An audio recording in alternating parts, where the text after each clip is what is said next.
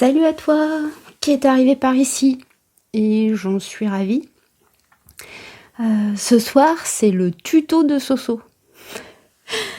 Alors, j'ai envie de vous parler d'une technique, si je puis dire, que j'utilise très très très régulièrement, si ce n'est, non, peut-être pas quotidiennement, mais très très souvent. Donc, en fait, j'ai découvert cette technique via le dictionnaire, le grand dictionnaire des malaises et des maladies de Jacques Martel. Attention, ce monsieur très très connu dans le milieu de la spiritualité et des soins spirituels, très très astralisé. Mais je dois dire que donc cette technique qui rappelle beaucoup le biodécodage en fait, des maladies, peut apporter un regard différent sur nos mots MAUX. C'est vraiment très intéressant. J'ai pris maintenant l'habitude, dès qu'on me parle d'un problème de santé, de consulter ce livre. Bon, c'est pas l'objet de cette vidéo. Mais c'est parce qu'en fait, je pense qu'il est quand même, ce livre l'a rendu très célèbre. Et il a aussi écrit un livre que je n'ai pas lu, qui s'appelle La technique des bonhommes allumettes. Voilà, les bonhommes allumettes, pour ceux qui ont des enfants, des neveux, des nièces, c'est les petits bonhommes, là, les petits bonhommes bâtons. Et cette technique, elle est, j'allais dire magique, mais bon, c'est pas le terme que j'aurais voulu employer. Elle peut rappeler justement des rituels de psychomagie, comme l'expérimente Alejandro Jodorowsky. Alors lui, c'est pareil, c'est un homme que j'apprécie beaucoup. J'ai une vibration en fait avec lui, un truc particulier avec cet homme. Il m'a fait découvrir le tarot en fait en profondeur et pas comme tout le monde en fait connaît le tarot. J'espère qu'on aura l'occasion d'approfondir le sujet, mais la plupart des personnes voient le tarot comme un outil de prédiction. Et en fait, je pense que c'est pas du tout. C'est un outil de connaissance de soi et d'aide à la prise de décision, d'aide au développement personnel. Encore un terme que je n'aime pas trop, mais bon. Donc ce monsieur-là, c'est un artiste.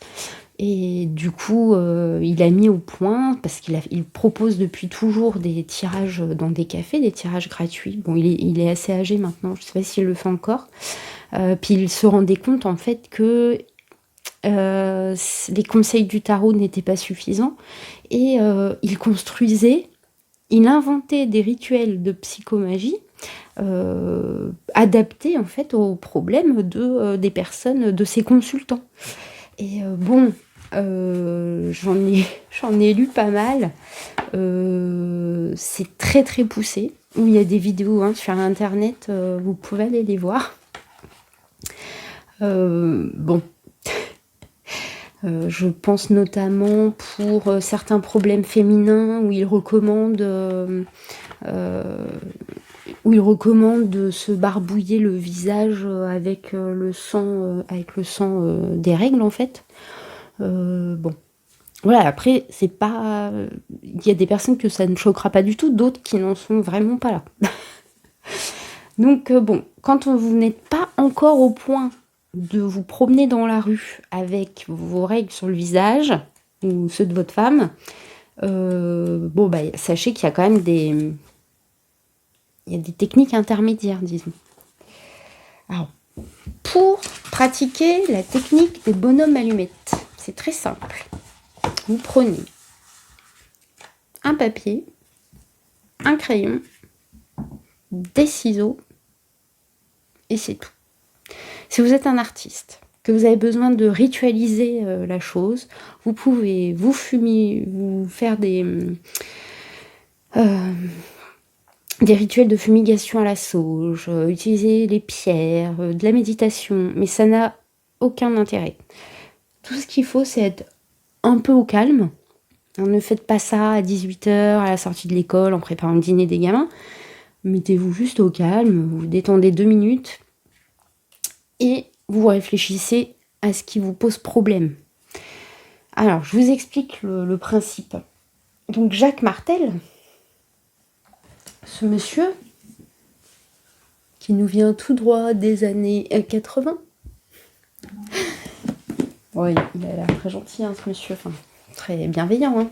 Attendez, je prends mes notes. Alors, donc, pour lui, c'est une technique de développement personnel qui est axée sur la résolution des conflits. Donc, c'est une technique qui permet d'harmoniser nos relations avec les autres. Alors, ça peut être notre mari, notre femme, nos enfants, nos amis, nos collègues, notre patron, les voisins, tous ceux avec quoi on peut être en relation. Et pas que. Il y a aussi, on va le voir après, je vais essayer de trouver des exemples ensemble, on va essayer de trouver des exemples. On peut aussi avoir des liens avec des situations, en fait. Donc, rapidement,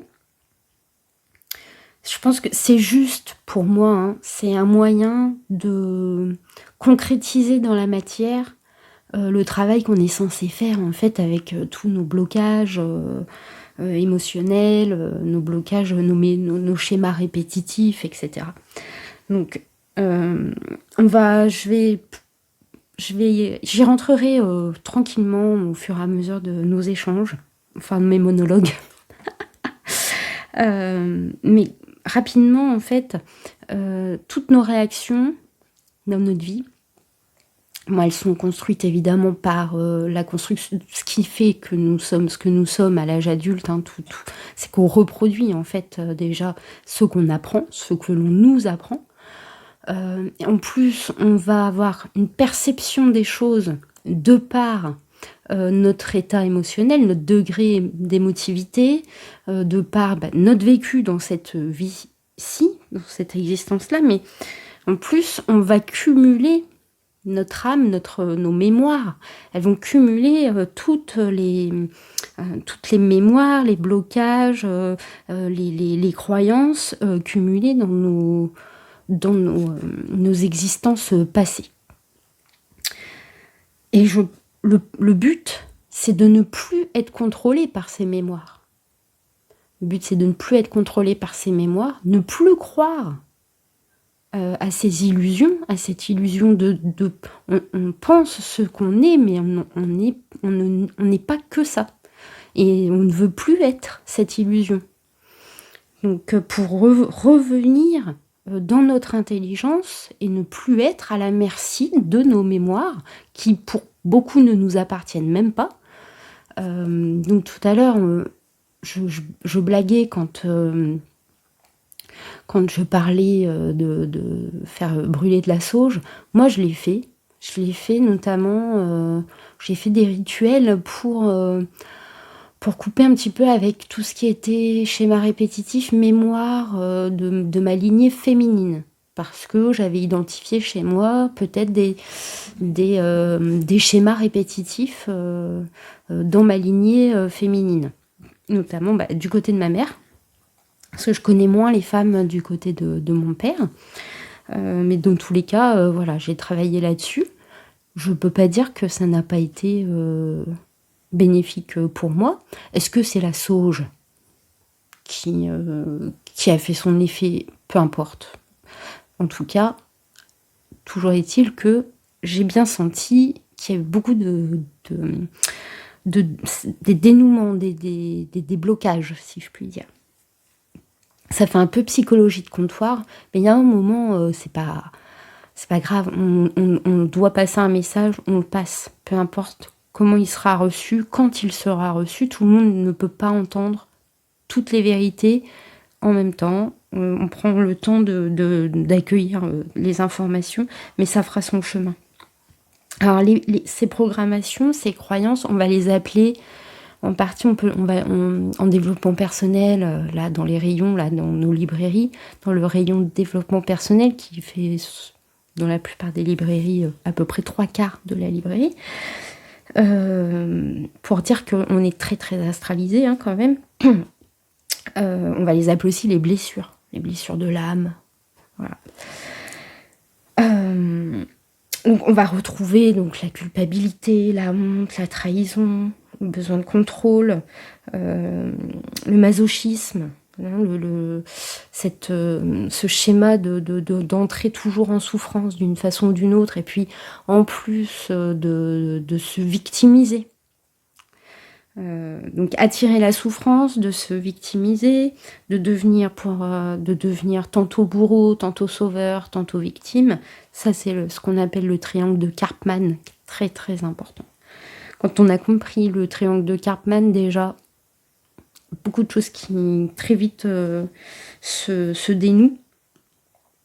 Et donc, si on travaille toutes ces mémoires avec seulement une ouverture de cœur, si vous travaillez sur vos chakras, artificiellement, avec des pierres, tout ce qu'on gagne, c'est l'augmentation, l'accentuation de l'incidence de ces mémoires dans notre vie. Tout est magnétique, donc vous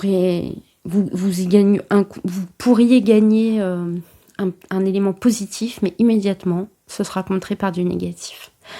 Donc si vous ouvrez trop votre cœur, si vous prenez tout avec le cœur, vous n'allez rien construire dans cette vie, hein, en tant qu'être humain incarné. Et c'est ce qu'on est. Donc, normalement, quand on commence à comprendre, à voir, tout le monde voit ça, au moins de temps en temps, on a comme une prise de conscience, on se dit « Ah, je comprends, c'est bon. En fait, j'ai surréagi parce que ceci, ça touchait cela. » Bon, ok, on a lu des bouquins. Donc voilà, ce qui nous manque, c'est la rapidité. On a tous cette intelligence de l'esprit, mais on ne l'a pas tout le temps. Donc, ce qu'il faut, c'est du coup entraîner notre esprit. Et je pense qu'en faisant des rituels comme les bonhommes allumettes, ça devient un petit peu... On va prendre une habitude. Dès qu'on a un blocage relationnel, on sent qu'il y a quelque chose. Ça peut être avec des personnes qu'on aime. Hein. Moi, je le fais avec mon fils. Donc, je le fais avec mon conjoint, mes collègues.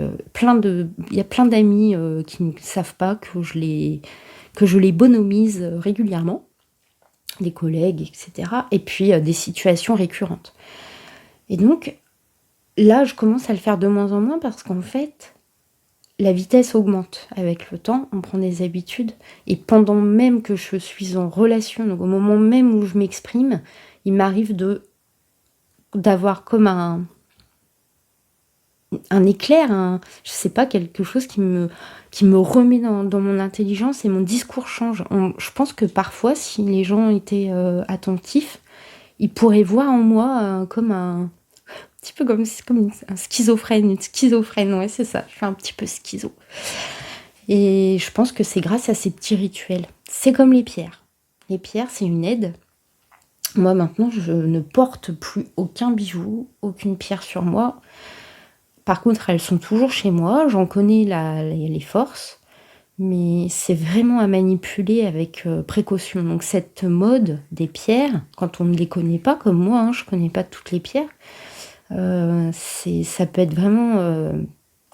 ça peut vous prendre toute votre énergie, et si en plus vous avez le chakra du cœur ouvert à fond, vous portez vos pierres, enfin là vous n'avez plus aucun contrôle sur vous-même, sur votre esprit. Là vous avez les émotions qui partent dans tous les sens, plus aucun contrôle sur votre vie incarnée. Là, ça faisait des mois, des semaines que je m'étais pas servi de mes pierres. Je m'en suis servie là parce que j'ai dû vraiment faire quelque chose de particulier et que je n'aime pas faire. Enfin, je le regrette pas du tout, mais voilà, parfois il faut prendre conscience. Il y a du négatif, il y a du positif. quand on commence à toucher à l'astral, il faut se protéger. Après, il ne faut pas en faire des caisses parce que justement, on va nourrir les forces astrales. Donc, on reste neutre, au point zéro, et on fait ces petits rituels. Ça consiste en quoi? Admettons, c'est un exemple. En ce moment, au travail, je n'arrive pas à me faire comprendre par ma hiérarchie. C'est un exemple. Alors, vous pouvez mettre des couleurs, vous pouvez faire ce que vous voulez, mettre des paillettes. Vous pouvez aussi le faire sur un ticket de resto. Peu importe. Chacun fait ce qui lui plaît. Je vais me dessiner moi. On ne le fait pas pour d'autres personnes. On apprend aux autres cette technique, mais on ne le fait pas pour les autres. Chacun est responsable de ses énergies et de son esprit. Je suis très sérieuse. Alors, je me dessine.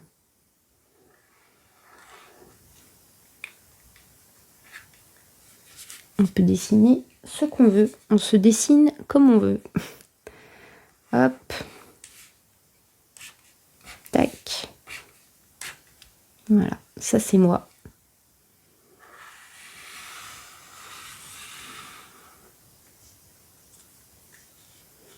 Et ça.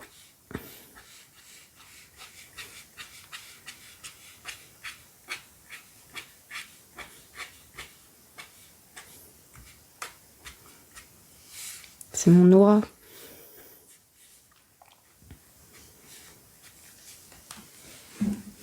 Donc, on écrit notre nom, notre prénom. Ensuite, parce qu'on est chacun un corps, un esprit. Je sais que l'homme est un homme, l'humain est un homme, est social en fait, est un animal qui est dans la sociabilité.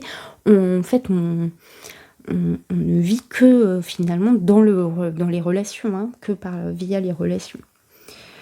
Et là, j'ai ma chef, ou je sais pas, un collègue, avec qui j'ai beaucoup de mal à... Moi, j'ai rien de personnel, enfin, il n'y a rien, mais ça passe pas. Voilà, on s'entend pas. Enfin, c'est pas qu'on s'entend pas, c'est on ne se comprend pas. Je n'arrive pas à me faire comprendre. C'est peut-être différent. Elle ne me comprend pas, mais c'est peut-être moi qui n'arrive pas à me faire comprendre aussi. Je suis peut-être dans l'erreur. Peut-être qu'on l'est tous les deux. Peu importe. Donc voici donc cette autre personne avec qui je n'arrive pas à communiquer comme je le souhaiterais. Elle a son aura. Elle rayonne à sa façon. Nous allons l'appeler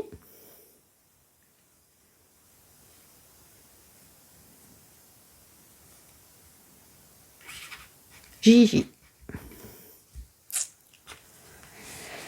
Alors, les spirituels aiment faire le lien entre nous et l'autre par les chakras.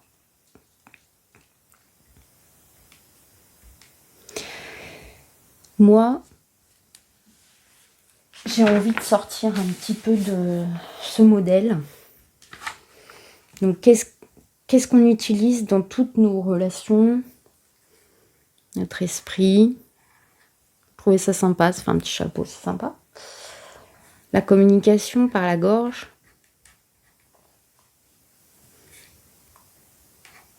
Le cœur, c'est indéniable, hein, ça fait un petit nœud pape. L'envie, la volonté, puis l'action. Vous faites ce que vous voulez. Et donc, on identifie en miroir qui que ce soit, peu importe la relation que vous avez avec cette personne, même si c'est une personne avec laquelle il n'y a qu'une partie de votre lien, un lien toxique en fait,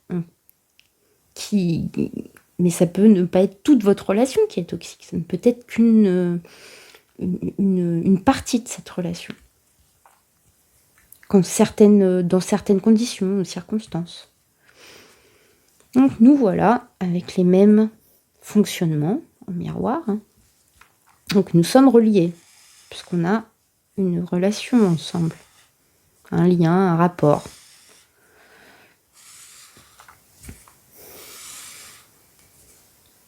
Et là, je vais réfléchir un petit peu à ce qui me pose problème en fait. Pourquoi je veux faire ce petit rituel? Pas lui faire du mal, pas du tout. Je veux juste casser les liens qui sont uniquement toxiques. Que ce soit pour moi ou pour l'autre personne. Toxique, c'est quoi? C'est les blessures, les mémoires, les miennes, les siennes. Donc, ce qu'on peut appeler parfois des excès d'ego.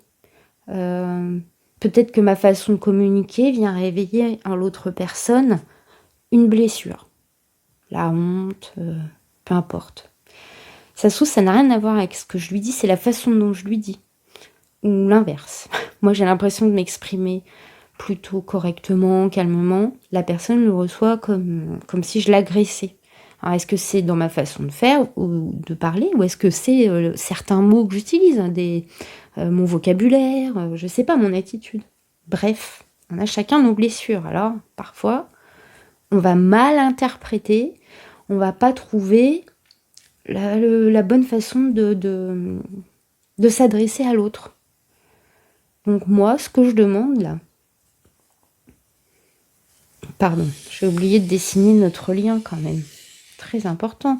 Parce que ce lien, il a sûrement des bienfaits. Si vous avez du mal à trouver les bienfaits de ce lien, dites-vous qu'il aura au moins l'avantage de vous faire voir ce que vous devez travailler. Parce que le but dans notre incarnation, c'est d'éliminer toutes ces croyances, toutes ces illusions, toutes ces blessures, de plus réagir à ces mémoires. C'est d'être vraiment nous, quoi. Maître, de garder le contrôle. Donc, au point 0, je commande à couper tous les liens toxiques qui m'unissent par notre relation, à l'autre personne. Alors vous la nommez, moi je vais pas la nommer, c'est ma chef. Pas me faire virer non plus, j'ai besoin d'argent pour vivre. Voilà, je me concentre, je lui souhaite pas de mal, je ne nous souhaite pas de mal. Attention, si vraiment il n'y a rien qui est bon dans votre relation, ça peut se terminer. Mais normalement, ça se terminera en toute douceur. Voilà. Mais moi, je le fais sur des personnes que j'adore et que j'aime. Mais avec lesquelles j'ai pas du tout envie de couper les liens, toute relation. Mais si ça doit être, c'est que ça doit être comme ça.